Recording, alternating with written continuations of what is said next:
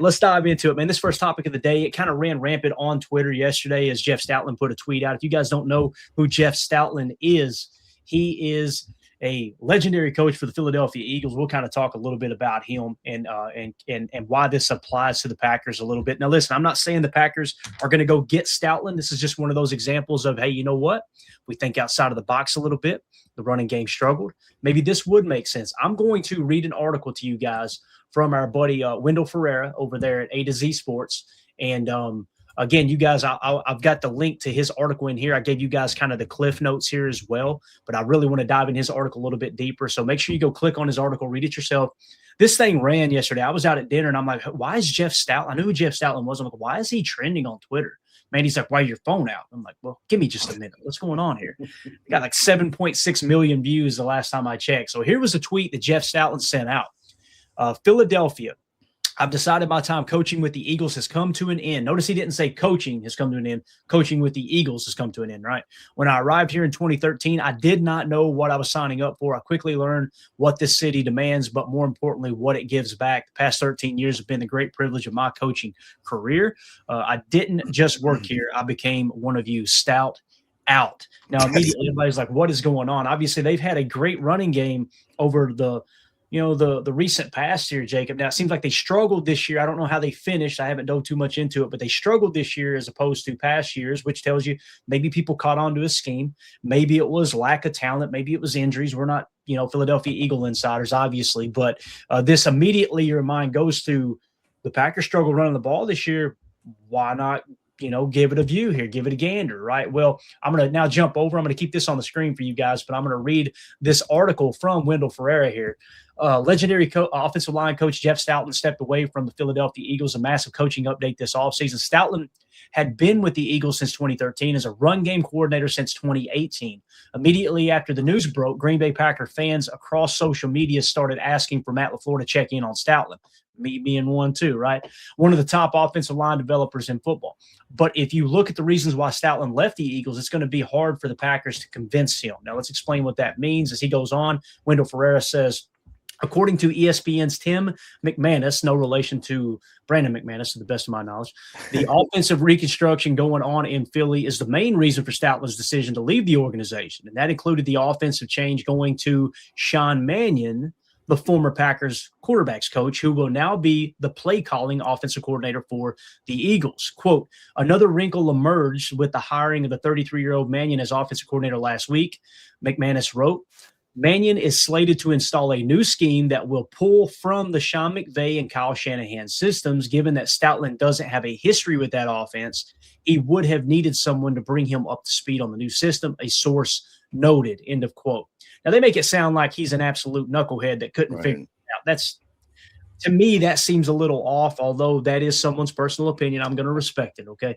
Via McManus, head coach Nick Sirianni and then offensive coordinator Kevin Patullo began incorporating different run designs last year. But it was last year that they started struggling, right? It's kind of interesting there. I added that in. Wendell didn't say that. And Stoutland wasn't appropriately consulted on the changes. He was offered a position on this year's staff, but wasn't happy with the development of the offensive philosophy. So what you're hearing here, Jacob, to me, man, is you've got a guy who's been dominant in the run game the last few years. Nick Sirianni, getting a little bit big for his britches, goes in and says, hey, we're going to change a bunch of stuff up. It fell flat. Now they hire a new OC. We're having to kind of scrap the offensive mentality philosophy, if you will, which, by the way, isn't it hilarious that Matt LaFleur sucks as a head coach, his play calling sucks, his offense sucks. We need a new head coach. We need a new scheme here in Green Bay, but everybody is wanting all of his coaches. It's just wild how that's working out. So with all that being said, they changed schemes. It sounds like either before last year or mid last year. Again, we'd have to go watch the tape to get the true answer there because everybody's kind of got their narratives they want to, unfold there. Not Wendell, not this Tim guy. I'm just simply saying in general, people typically will steer the conversation towards what they want it to sound like rather than what does the tape actually show, right? But all of a sudden they struggle, and now Stout is out. I don't mean to rhyme. I do it all the time. But what do you think, Jacob, on the surface here, man? Would you be okay with bringing somebody like this in? And I understand why Wendell pointed this out, too, in his article, man, that, hey, it's kind of a long shot because if he didn't like what they were installing already, right, then he's probably not going to like Green Bay. Although this was before Mannion was there. that they started butting heads, it sounds like. So that gives me, as Dumb and Dumber says, so you're telling me there's a chance. So you're telling me there's a chance. It's intriguing for sure. I think I like what You Gotta Be Kidding Me says. He goes, I think it would be smart for Matt LaFleur to at least check him out, maybe do a Zoom interview, see if the water's at least warm. You can't argue with the type of success that he had before. Definitely there was a big fall off in the running game in Philly. Saquon is a dog. Everybody knows that. But at the same time, like you said, like somebody else, Nick McSwain, why did he leave the Eagles? Well, it sounds like that's what we just described as maybe just a butting head situation. Anytime that you have a difference of opinion in an organization, especially with someone that's been with the team as long as he had and kind of instilled maybe like what he thought were his, kind of like his resume that should speak for itself sort of thing. I don't think, like you said, by the phrasing of that tweet makes it sound like that he didn't necessarily want to leave, but maybe like he just felt like it was his time just to kind of fade away or whatever. And also it makes me think that he just felt like he wasn't respected, which anytime that anybody in an organization doesn't feel like that they're getting respected, they're going to, I'll take my services elsewhere kind of thing. All of us are like that, right, Jacob? Like I'm going through it right now, my guy. Respect is like so important, especially to guys. Like women, women respect is important too. Don't get me wrong, but with guys, we got a horrible ego. We got this thing that's called, and women seem to keep it in check a lot better than us, obviously. But with guys, it's like, hold up a minute, man. You want to be respected. You want to feel appreciated. Now, it doesn't mean you should keep someone around that sucks at their job, right? But if you feel like you're pulling your weight, you're doing what you should do, there should be some mutual respect there. So I get it, man. And especially a guy, Jacob, who's been in the league for as long as Jeff Stoutland has. This dude's like a legend, right? So, yeah. Wendell went on to say here too, and I'm gonna get to Chris's comment next, but why it's hard for the Packers to pull it off. McManus added that the veteran is not expected to coach in 2026. Okay, so there it is. There's the first glimpse of that. But even if there is still some level of interest in coaching this season, the Packers are probably not the most likely landing spot. The lack of familiarity with the scheme was one of the main reasons why he left Philly, and it wouldn't make sense to go to a team that runs it. Again, we seem like we're skimming over the fact that this happened before the scheme was implemented. There was already problems behind the scene. And again, with all due respect to Tim from ESPN, Tim McManus, you're not going to be able to convince me someone who's been coaching as long as Jeff Stoutland would not be able to understand. And again, that's up the speed. Are you serious? With a wide zone scheme? Guys, the wide zone run scheme, to the best of my knowledge, this version of the wide zone West Coast boot scheme was first installed by Mike Shanahan in the 90s in Denver. Maybe even, I'm trying to think of what year he took over in Denver, but what he took Bill Walsh's West Coast offense and he combined it with Alex Gibbs's zone blocking scheme. And then he said, hey, why don't we stretch this thing out wide and boot off of it with all West Coast principles still involved? It used to be, remember the old Holmgren split back sets, right? The pro sets. You'd run the West Coast offense out of that. You'd have a Texas route on one side, attacking the flat the other, and it was literally, all right, don't be afraid to check it down to the running back. That's an extension of our running game. Well, what Mike Shanahan did was, hey, let's stretch everything horizontally, and then let's boot off of it. Well, that was Alex Gibbs. This has been around forever. I don't know. That's the only thing I didn't like about that quote from Tim. And again, that wasn't Wendell's quote. That's Tim McManus's quote.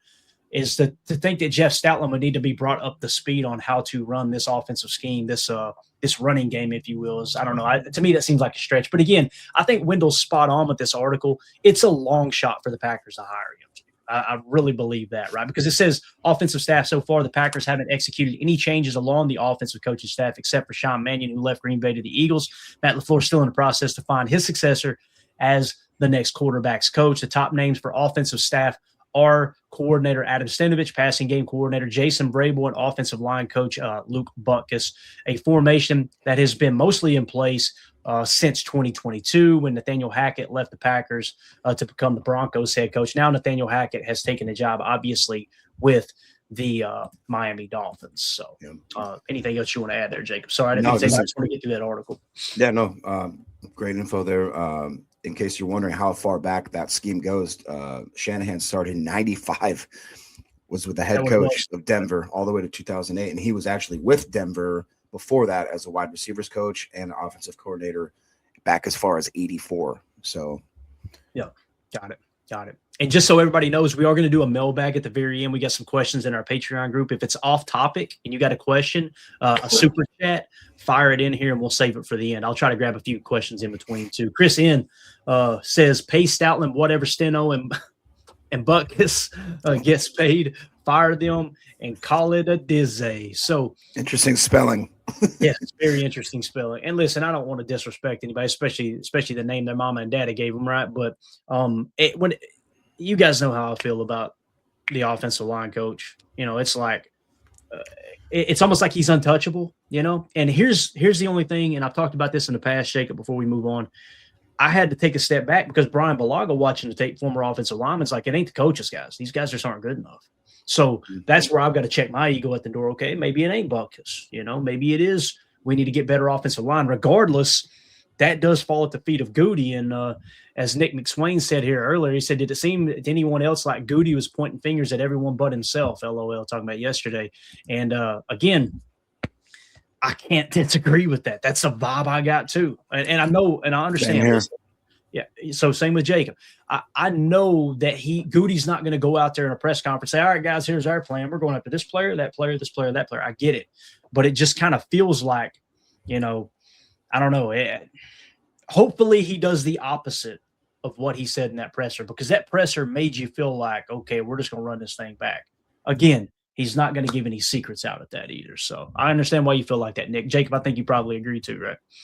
I do. Yeah. There was just certain comments where it was just kind of felt like, oh, you thought that you did a great last season was a great success. Okay. And then, yeah, just like you said, there's not a lot of accountability to the point where it almost felt like, golly, are we just sitting here just pretending that there wasn't the thing that kind of raised me into a little bit of hell was when he talked about how we focused on special teams more than ever in the last 5 years. Remember when he said that? Mm-hmm. And I just went, really? This is us focusing on special teams? Okay, all right, that's fine. And again, this isn't a blame Rich Bisaccia thing. I think we've addressed that quite a bit on this podcast. Right. He specifically said that we don't draft guys for special teams. We draft guys that play a position other than special teams, and then we basically paste them in there. Well, all right, and he did address that it's different than what Ted Thompson did. He said Ted Thompson focused on special teams very intently. So it just kind of made my head spin a little bit. I'm like, well, what are you're saying both things at the side of your mouth that don't make sense, but whatever. Right. Yeah. And you could listen to his presser and go, okay, he's saying Ted did focus on it, but in another breath, he's saying Ted didn't focus on it. Again, it's coach speak, right? It's just, hey, it's like a politician. I'm going to speak for 30 or 45 minutes and not tell you a damn thing. That's what I'm going to do.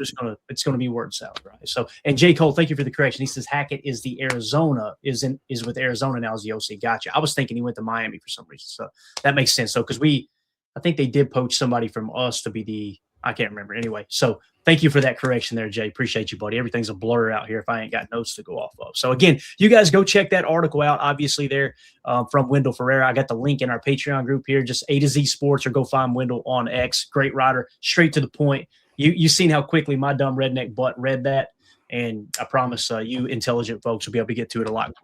Wendell's great. He's great. Yeah, he's awesome. He's an awesome follow. So if you guys are watching this video back later, let us know in the comments. How do you feel about Jeff Stoutland? Would you like to have him in Green Bay? Do you think? And here's the thing too.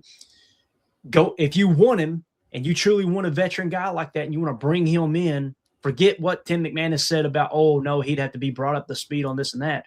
If you truly wanted to bring him in, you could get him. You just go to him and go, hey, bub, how much we talking here?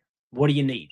I'll go run it up the ladder and see if we can get you exactly what you want here. How much say do you want in the offense? Maybe he comes in and says, I want to call plays. Okay, we'll see you later, bub. That ain't going to work like that. Maybe that was the case in Philly that we didn't hear about. You never know. But again, let us know in the comments. How do you feel about it? Make sure you hit like, make sure you hit subscribe, click the bell icon. Let's take the conversation in there and talk some football.